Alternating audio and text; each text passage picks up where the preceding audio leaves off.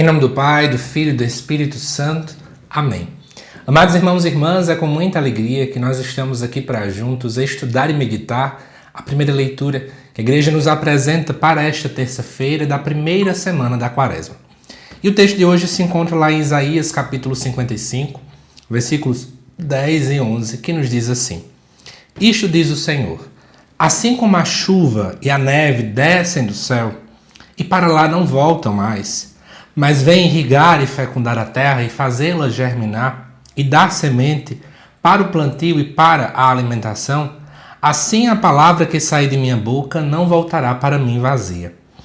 Antes, realizará tudo que for de minha vontade e produzirá os efeitos que pretendi ao enviá-la. Amados irmãos e irmãs, é muito importante que nós possamos entender que o texto de Isaías ele pode ser quebrantado, quebrado, dividido de modo didático em três partes.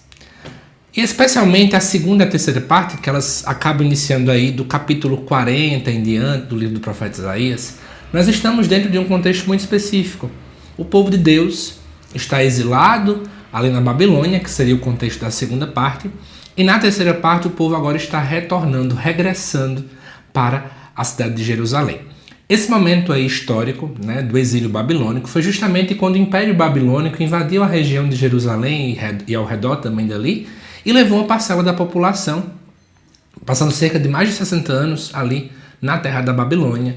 E nesse momento em que eles ali estavam, muitos ficaram incrédulos, duvidando de Deus, se Deus realmente escutava suas orações e por que também não dizer se as promessas que Deus tinha feito realmente iriam se realizar. Então é nesse contexto todinho que a gente olha agora para essa primeira leitura com outro olhar. Porque pensa comigo, você olha para um grupo de pessoas que estão passando por um momento de sofrimento, longe de sua terra, sem poder ter liberdade religiosa propriamente dita. E esse povo, quanto mais rezava, menos vê as coisas acontecendo. Então a dúvida, a incredulidade, os questionamentos, as interrogações começaram a aumentar mais e mais. Relativamente isso é bem natural. Acontece também conosco.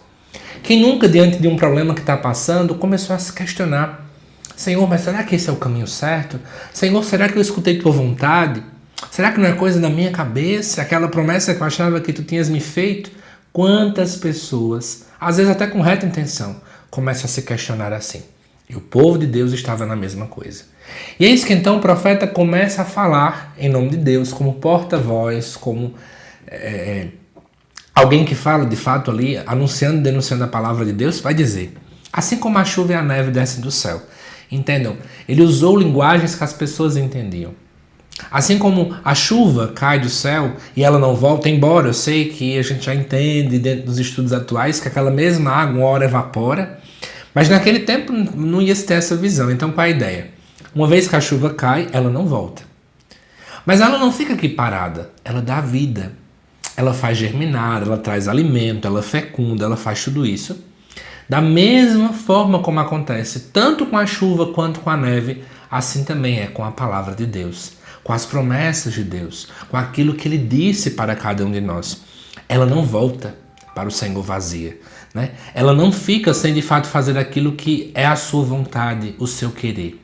E amados irmãos e irmãs, isso para nós também é importante porque gera em nós uma conversão sobre a nossa esperança, a nossa fé, a nossa confiança no Senhor. Quantas e quantas vezes temos uma fé tão fraca que parece que a hora que a gente fica se perguntando, será que aquilo que Deus prometeu vai se cumprir?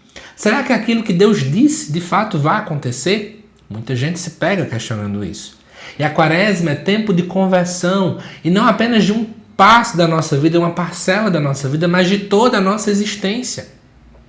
A minha fé também precisa de ser uma fé nova e, portanto, uma fé convertida.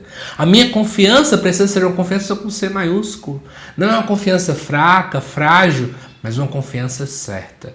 Uma esperança certa de que Ele tudo fará. E é isso que a primeira leitura nos traz. Quero te convidar hoje, dentro da dinâmica que a Quaresma nos propõe, a pedir ao Senhor hoje uma confiança, uma fé, uma esperança nova. Eu quero de fato entender e compreender o que a palavra me diz, que nada que Deus fala volta sem fazer o seu devido efeito. Que Deus te abençoe, amado irmão, amada irmã. Te aguardo daqui a pouco às 7 da noite para o estudo do Evangelho, também desta terça-feira. Até mais.